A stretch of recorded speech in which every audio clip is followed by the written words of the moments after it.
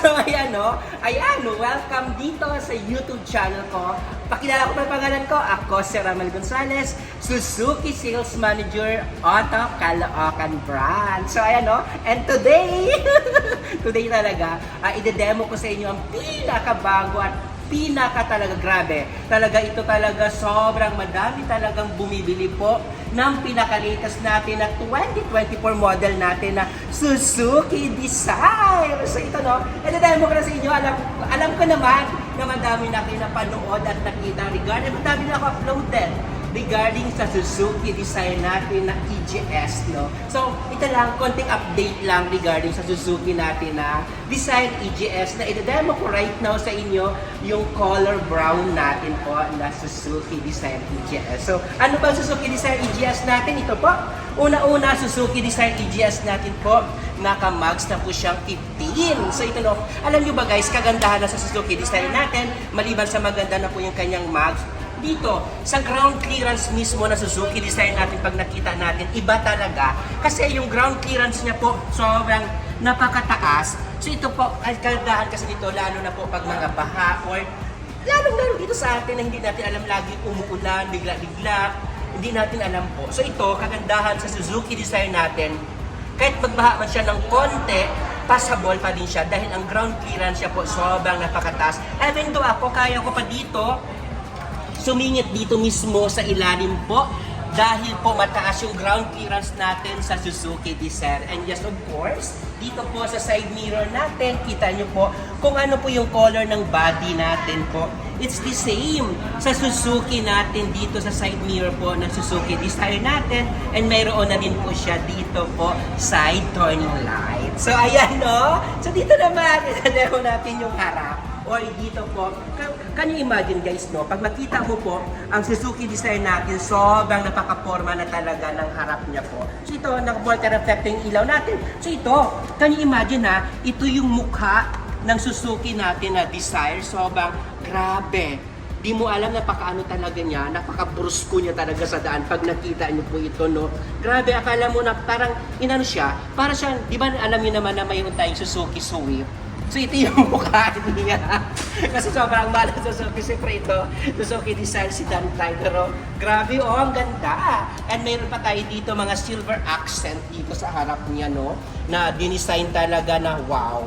Bonggang-bongga talaga yung Suzuki Desire natin na EGS po. So ito, tignan natin kung ano yung loob ng Suzuki Desire natin po dito sa ano natin. Para at least ito pa ano, may mga runo talaga kayong idea po. Ito, tignan natin, ito po.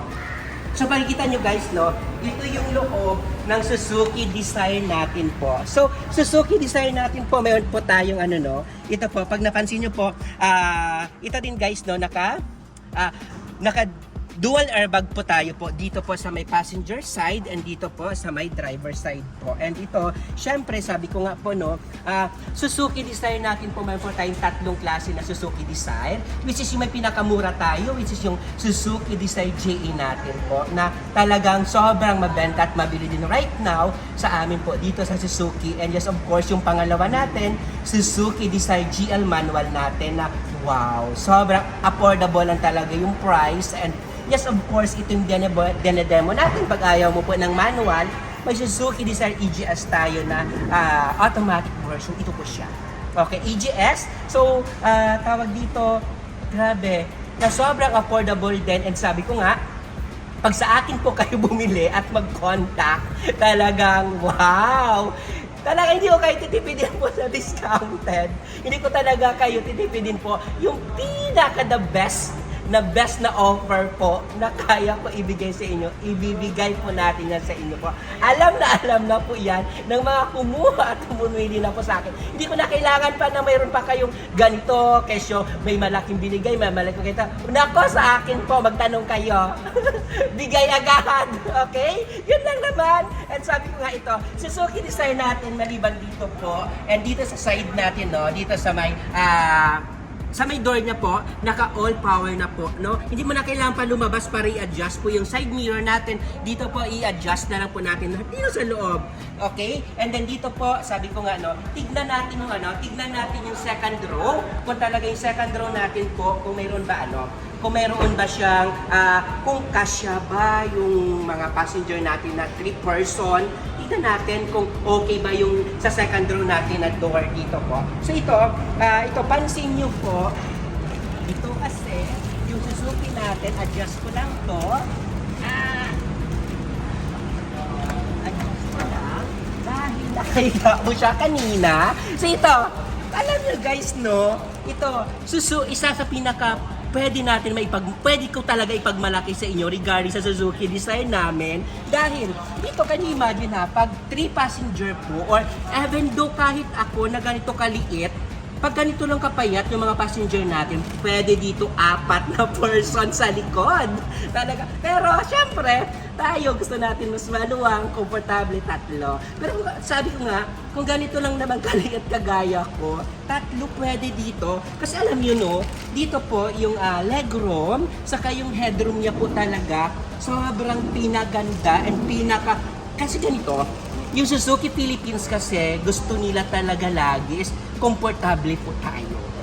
Gusto pa dagat lagi ng Suzuki Philippines po is comfort ng bawat passenger po or bawat nakasakay po sa Suzuki cars. Kasi, di ba pag maglo-long drive tayo, gusto natin makapagpahinga ng maayos, makapag-ride or makapagbakasyon din ng maayos. So ito, sabi ko nga, ito grabe, yung legroom mo kahit ito yung driver's side, dito sobrang masikip na po, usog, ito na po yung pinaka-usog nila. Still, mayroon dito, and dito, yung headroom niya, ang taas. Kahit 6-footers po dito, talagang makakahinga talaga ng maayos po. And yes, of course, dito, sa side mirror natin po, no, naka-power din. And mayroon tayo dito mga battery holder. So ito yung battery holder natin, so sabi ko yun naman kagandahan sa Suzuki cars na sa Suzuki Philippines po, kailangan at gusto nila lagi may mga battery holder po tayo dito sa mga natin, sa mga lagayan natin dito. And yes, of course, may speaker din dito sa second row natin. So can you imagine, no? Maganda na yung pagpapahinga mo, maganda na yung upo mo, maganda pa yung sound natin dito dahil 4 speaker po yung Suzuki design natin. Still, naka-power window pa dito sa dulo po. Okay? So tignan natin po yung likod kung mayroon pa po tayo kayang ilagay or mayroon pa po tayo dito ipasok po. No? Ang kagandahan po sa Suzuki design natin po na variant, naka 4-eye backup sensor. So, sinabi natin 4-eye backup sensor, which is naka-body color na rin po yung backup sensor natin. Which is 1, 2, 3 po, and 4. So, ito po yung backup sensor natin po sa Suzuki design natin. And yes, of course, napaka-forma. Tignan pa din natin kung ito ba yung semi natin na design na medyo hatchback na pinaliit konti, pero sedan type. Tignan natin kung may pa tayo mailagay ba na mga maleta or may pa tayo mailalagay po na mga gamit pag nag-long drive tayo or pwede pa natin malagyan po ng madami po na gamit dito. So check natin. So dito, push button na dito pag gusto natin i-open po yung door sa likod. Dito po. So ito po yung loob. So can you imagine siguro dito, pwede ka maglagay dito ng mga 2 maleta na medium size. Okay? And nandito na din po guys yung spare tire na donut type po, yung spare tire natin. So ayan sa lahat, sabi ko sa lahat na gusto po bumili po ng Suzuki cars, lalong-lalo na po yung mga OFW natin po dyan, na mga customer at mga viewers around the world. Ayan sabi ko grabe, kasi magkano na naman ang monthly nito is almost sa manual, it's 15,000. And sa EGS po, ito yung automatic po, sa 16,000. Can you imagine? Tapos, grabe, dahil right now, sobrang napakamura po ng down payment natin. May rami tayong naibibigay na pinaka-the best na offer sa inyo, lalong-lalo na pag Metro Manila po, yung area nyo po. Okay? Sa lahat ng mga OFW, lahat, maganda mag-invest right now na Suzuki cars kasi maliban sa mura na, matipid pa sa gasolina, and 100% pa po, talagang Japan parts po siya. Matibay. So ito lang, tignan natin dito yung harap natin po. And buong body natin sa Suzuki design natin po. Uulitin ko po, sa lahat na gusto bumili po ng Suzuki design, huwag kayo nahiya.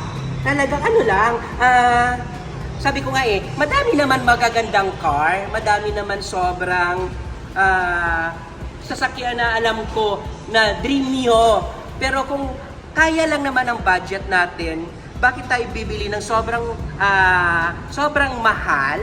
Kung ito po naman yung sasakyan na, di ba magagamit natin? Maliban sa magagamit, matibay, mura, saka, alam mo nun, affordable. Yung hindi mo na kailangan pa magkayod kalabaw para lang mabayadan mo yung monthly mo, or nung araw-araw ka pa na kahit may sakit ka na kailangan pumasok kasi may utang ka na binabayadan. Ito sabi ko, wala ka ng ibang wala ka ng ibang anhin pa po talaga. Dahil dito po, sa Suzuki Desire po na variant, talagang wow. The best na talaga yung pwede mo po makuha dito po. Okay? Sa lahat po, sa mga OFW po natin or dito man po sa locally employed natin, ako na po bahala mag-asikaso po ng mga documentation nyo po. Okay? Contact nyo lang po ako. Nasa monitor yun naman po yung number ko po. Talaga, nandito na! Talaga! Nako, talagang hindi po talaga kayo magsisisi po pag talagang mag-contact nyo po ako. Okay? And yes, of course, sabi ko lalong-lalo na pag cash buyer po kayo, sabi ko, pinaka the best na talaga yung kaya ko ibigay po sa inyo. Okay? So ayan, sa lahat, ulitin ko po, sa lahat po na hindi pa po nakakilala sa akin, ipakilala ko lang po ulit yung pangalan ko po. Ako po si Ramel Gonzales, Suzuki Sales Manager, Auto Caloocan Branch. Puntahan niyo po ako dito or hanapin niyo po ako dito sa guard on duty namin. Talaga sabi ko, punta kayo dito and tawagan niyo ako. Nako, sabi ko, pag ako yung kausap niyo po, wala nang paikot-ikot pa, wala na po paligid-ligid pa. Bagsak presyo agad yung kaya ko po ibigay sa inyo po. Ramel Gonzales na nagsasabi po na